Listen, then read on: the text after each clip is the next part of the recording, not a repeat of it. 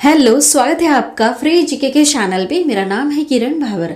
आज के इस वीडियो में हम नाटो से रिलेटेड जितने भी इंपॉर्टेंट एमसीक्यूज है सारे कवर करेंगे और सारे क्वेश्चन के आंसर हम डिटेल में समझेंगे।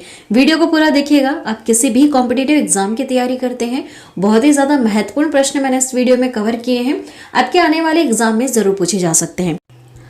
शुरुआत करते हैं सबसे पहले प्रश्न से। वीडियो को लास्ट तक पूरा देखिएगा क्योंकि लास्ट में हम जितने भी इंपॉर्टेंट पॉइंट्स हैं नाटो से रिलेटेड सारी चीजें हम डिटेल में समझेंगे। ठीक है, तो चलिए शुरू करते हैं पहले प्रश्न से। पहला प्रश्न है, नाटो का पूर्ण रूप क्या है? इसका फुल फॉर्म क्या है? इसका फुल फॉर्म है नॉर्थ अटलांटिक ट्रीटी ऑर्गेनाइजेशन। इसका फुल फॉर्म क्या है? North Atlantic Treaty organisation.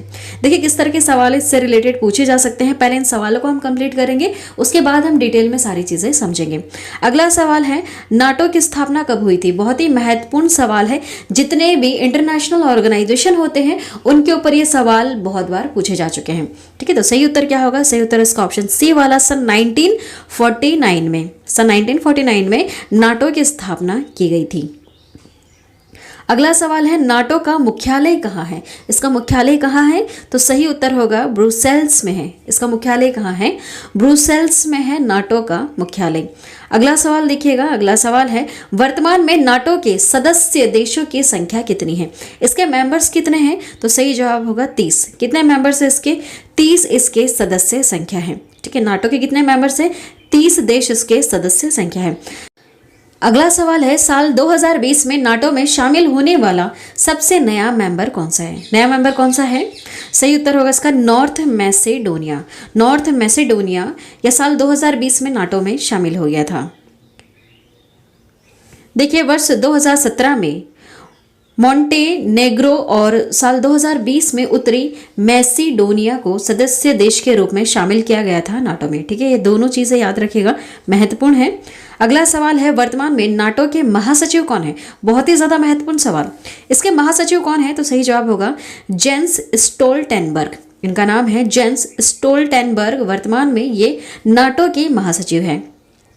अगला सवाल देखिएगा, नाटो के सदस्य देशों में कितने यूरोपीय देश शामिल है? इसमें कितने यूरोपीय देश शामिल है? आपसे यह सवाल पूछा है, तो इसका सही उत्तर होगा देखिए 27। सही उत्तर क्या है इसका? 27।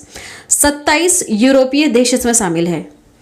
देखिए नाटो के सदस्य देशों में 2 उत्तरी अमेरिकी देश शामिल हैं और 27 यूरोपीय देश हैं और एक यूरेशियन देश इसमें शामिल है। ठीक है, ये याद रखिएगा, बहुत ही ज्यादा महत्वपूर्ण है। नाटो के सदस्य देशों में 2 उत्तरी अमेरिकी देश हैं, 27 यूरोपीय देश हैं और एक यूरेशियन देश इसमें शामिल है। अगला सवाल है, देखिए क्या यूक्रेन नाटो का सदस्य देश है? नहीं। सही उत्तर क्या होगा? नहीं। नहीं, यूक्रेन नाटो का सदस्य देश नहीं है। यूक्रेन एक नाटो भागीदार देश जरूर है, इसका जिसका अर्थ है कि वह भविष्य में नाटो में शामिल हो सकता है। देखिए डिटेल में समझते हैं एक्चुअली नाटो है क्या। देखिए किस तरह के सवाल पूछे जा सकते हैं एग्जाम में, वो हमने कवर कर लिए, लेकिन इसके बारे में डिटेल में समझना बहुत ही ज्यादा जरूरी है। एक्चुअली नाटो है क्या? ठीक है, ये महत्वपूर्ण है। यहां से आप पूरा लास्ट तक देखिएगा तो जितने क्वेश्चन सभी आपने कवर किए हैं वो आपको सारे याद रहेंगे। ठीक है, देखिए उत्तर अटलांटिक संधि संगठन, हिंदी में से हम क्या कहेंगे? उत्तर अटलांटिक संधि संगठन, नॉर्थ अटलांटिक ट्रीटी ऑर्गेनाइजेशन और नाटो उत्तरी अमेरिका और यूरोपीय देशों का एक सैन्य संगठन है। याद रखिएगा, ये उत्तरी अमेरिका और यूरोपीय देशों का एक सैन्य संगठन है। इसकी स्थापना सन 1949 में हुई थी। नाटो का उद्देश्य राजनीतिक और सैन्य माध्यमों से अपने सदस्यों की स्वतंत्रता और सुरक्षा की गारंटी देना है। सेकेंड वर्ल्ड वॉर के बाद बने संगठन का उस समय मुख्य उद्देश्य जो था वह था सोवियत संघ के बढ़ते दायरे को सीमित करना था। ठीक है, देखिए इसको हम थोड़ा सा अगर सिंपल सी लैंग्वेज में समझें तो इसमें क्या है, बहुत सारे देश इसमें शामिल हैं नाटो में।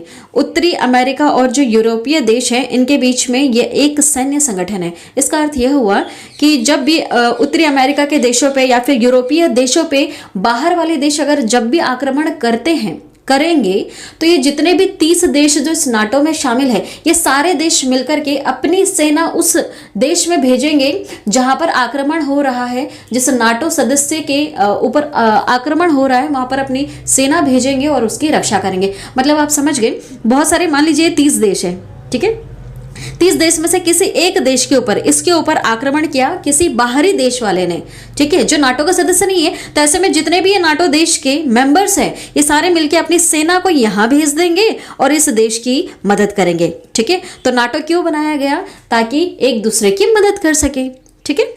देखिए, नाटो जब बना तो America, Britain, Belgium, Canada, Denmark, France, Iceland, Italy और लक्समबर्ग और नीदरलैंड, नॉर्वे और पुर्तगाल इसके 12 संस्थापक सदस्य थे, ठीक है। शुरू में कितने थे? सिर्फ 12 इसके संस्थापक सदस्य थे। वर्तमान में कितने हैं? वर्तमान में इसके सदस्य कितने हैं? नाटो कंट्रीज कितनी है? 30। कितने हैं? 30।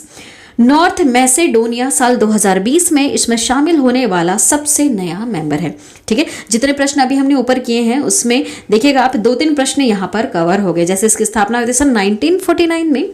शुरू में इसके कितने संस्थापक थे? तो 12 थे। वर्तमान में कितने हैं इसके सदस्य? 30 हैं। और साल 2020 में नया मेंबर कौन सा ऐड हुआ है? नॉर्थ मैसेडोनिया, ठीक है। सिंपल सा है, नाटो क्या है? एक तरह का ऑर्गेनाइजेशन है। इसे क्यों बनाया गया? जैसे कि एग्जांपल भी मैंने बताया अभी आप लोगों को। जैसे ये 30, मान लीजिए 30 देश है, किसी एक देश पर आक्रमण हो रहा है और ऐसा देश आक्रमण कर रहा है जो नाटो का सदस्य नहीं है, तो ऐसे में ये सारे देश जो नाटो कंट्रीज से जुड़े हुए हैं ये सारे देश मिलकर इस देश की रक्षा करेंगे, ठीक है। ये सारे अपनी सैन्य ताकतें जितनी भी इनके पास सब यहाँ पर भेजेंगे और जो बाहर वाला जो आक्रमण कर रहा है इनके ऊपर उसको यहाँ से खदेड़ देंगे, ठीक है। मतलब इसकी मदद कर देंगे इस देश की। समझ में आ रहा है आपको? बस इसलिए ही नाटो को बनाया गया है।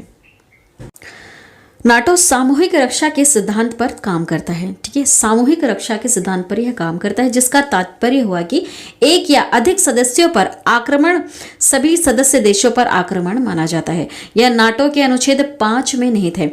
इस अनुच्छेद को पहली बार संयुक्त राज्य अमेरिका पर हुए आतंकवादी हमले 11 सितंबर सन 2001 के बाद लागू किया गया था।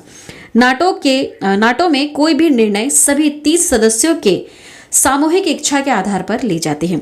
नाटो के सदस्य देशों का कुल सैन्य खर्च विश्व के सैन्य खर्च का 70% से अधिक, जिसमें अमेरिका अकेले अन्य यूरोपीय देशों की तुलना में अधिक खर्च करता है।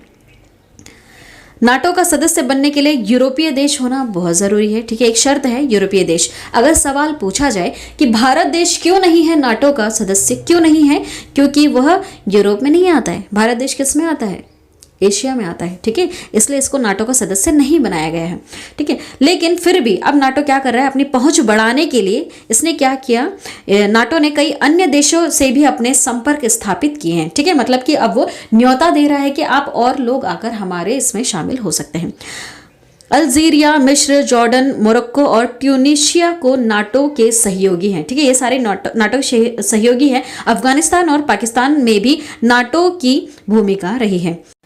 अभी हमने पढ़ा ऊपर कि नाटो ऑर्गेनाइजेशन को क्यों स्थापित किया गया था, क्योंकि सेकेंड वर्ल्ड वॉर के बाद ये जो सोवियत संघ है, ठीक है, इसी को रशिया को ही सोवियत संघ का हिस्सा मानते हैं, ये अपने आप को बहुत ज्यादा विस्तार कर रहा था, ठीक है। अपनी बाउंड्री बहुत फैलाते जा रहा था। उसके लिए क्या कर रहा था? जो छोटे छोटे देश है सबके ऊपर आक्रमण करता और वहां पर इनको हत्या लेता, ठीक है। मतलब अपने रशिया में ये मिलाता चला जा रहा था और एक बड़ा सा सोवियत संघ बना रहा था। तो इसको रोकने के लिए, इसको कंट्रोल करने के लिए नाटो, ठीक है, जो नाटो है इस ऑर्गेनाइजेशन को गठित किया गया। इसमें क्या हुआ कि जो छोटे छोटे देश है ये सारे मिलकर एक शक्ति बन जाए और जो रशिया जो हरकत कर रहा है, जो अपने में मिलाना चाहता है, इसको रोक सके। और जो छोटे छोटे देश हैं, ये जो छोटे छोटे देश है, ये जो स्वतंत्र रहना चाहते हैं ये स्वतंत्र रहें और किसी देश में शामिल अगर नहीं होना चाहते तो इनको कोई रोक नहीं सकता, ठीक है। कोई इनको जबरदस्ती नहीं अपनी में शामिल करे। इसलिए नाटो ऑर्गेनाइजेशन को गठित किया गया, ठीक है।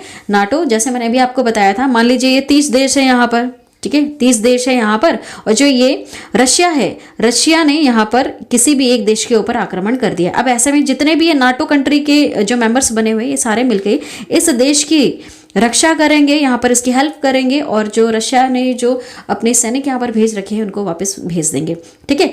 इसी चीज़ को मद्देनजर रखते हुए कि जो रशिया है ये अपनी बाउंड्री को ना फैलाए ज़्यादा, इसलिए ही इन्होंने नाटो ऑर्गेनाइजेशन गठित किया, ठीक है। ये समझ में आ रहा है आप लोगों को? तब होगा क्या? रशिया क्यों नहीं चाहता कि यूक्रेन नाटो में मिल जाए? अगर ऐसा होगा तो यहाँ पर नाटो की सेनाएं खड़ी हो जाएंगी, ठीक है। और आपको पता है अमेरिका और रशिया के बीच में 36 का आंकड़ा चल रहा है, ठीक है। तो जो नाटो की जो सेनाएं हैं एक्चुअली ये अमेरिका के ज़्यादा कहने पर चल रहा है, ठीक है। तो रशिया को ऐसा लगता है कि जो छोटे छोटे देश हैं काफ़ी सारे देश जो रशिया के आसपास आते हैं ये नाटो में जुड़े हुए हैं। तो रशिया को ये लगता है कि अगर ये सारे मेंबर्स धीरे धीरे अगर नाटो में जुड़ जाएंगे तो मैं कहीं ना कहीं चारों तरफ से या फिर 3 तरफ से जितनी भी बाउंड्री है वहाँ से मैं दुश्मन से घिर जाऊंगा। ठीक है, इसलिए रशिया बिल्कुल नहीं चाहता कि यूक्रेन नाटो में शामिल हो।